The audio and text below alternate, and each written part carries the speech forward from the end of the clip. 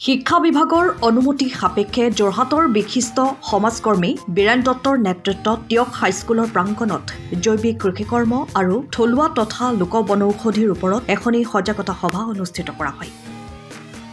উক্ত সভাত লোক ঔষধি বিশেষজ্ঞ অজিত বৰবৰুৱা, সমাজকৰ্মী দেৱকান্ত ফুকন বিশেষভাৱে উপস্থিত থাকি জৈৱিক কৃষিকৰ্ম আৰু লোক বনৌষধিৰ ওপৰত ছাত্ৰ-ছাত্ৰীসকলক প্ৰায়োগিক শিক্ষা প্ৰদান কৰাৰ লগতে বিদ্যালয় আৰু নিজৰ ঘৰত একোখনকৈ লোক বনৌষধিৰ বাগিচা স্থাপন কৰিবলৈ আহ্বান জনায়।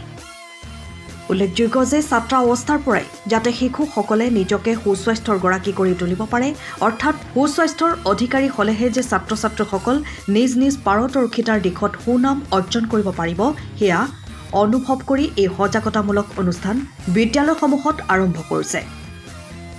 আৰু যোৰহাট জিলাৰ মুঠ 173খন বিদ্যালয়ত এই সজাগতা কাৰ্যসূচী চলাই নিব বুলি মন্তব্য কৰিছে সমাজকৰ্মী বীৰেন দত্তই। বিদ্যালয়ৰ শতাধিক ছাত্ৰ-ছাত্ৰী, শিক্ষক, কৰ্মচাৰী উপস্থিত থকা এই সভাৰ শেষত টিয়ক হাইস্কুলৰ প্ৰধান শিক্ষয়িত্ৰী দীপিকা বৰুৱাই এনে ব্যতিক্ৰমী তথা অত্যন্ত প্ৰয়োজনীয় কাৰ্যসূচী বিদ্যালয়ত গ্ৰহণ কৰাৰ বাবে সকলোকে ধন্যবাদ জনায় আৰু এনে কাৰ্যসূচী ছাত্ৰ-ছাত্ৰীসকলক যথেষ্ট উপকৃত কৰিব বুলি আশা প্ৰকাশ কৰিছে। বিদ্যালয়বিলাক 173খন বিদ্যালয়ৰ ভিতৰত আমি এতিয়া প্ৰায় 10খন স্কুলৰ অভিযান কৰি আছো। অভিযানটো হ'ল আমাৰ কৃষি, লোক ঔষধি আৰু সুস্বাস্থ্যৰ ওপৰত। আজি বৰ্তমান আমি যিখিনি অভিযান কৰিলোঁ স্কুলত, আজি বৰ্তমান ছাত্ৰ-ছাত্ৰীসকলে কৃষি আৰু লোক ঔষধি প্ৰকৃতিৰ ওপৰত তেওঁলোকৰ ইমান জ্ঞানেই অহা নাই।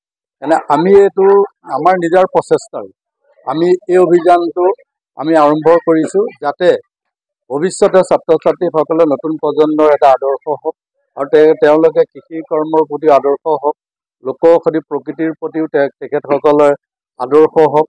এই অভিযান লৈ আমি যোৰহাটৰ পৰা এই অভিযান আৰম্ভ কৰিছোঁ আৰু এইটো অভিযানেই অসমৰ প্ৰথম অভিযান বুলি আমি ভাবিছোঁ যে ছাত্ৰ-ছাত্ৰীসকলক, নতুন প্ৰজন্মৰ যুৱক-যুৱকসকলক আমাৰ এই অভিযানে এটা সফলভাৱে ৰূপায়ণ কৰিব, সেইটো আমাৰ বিশ্বাস।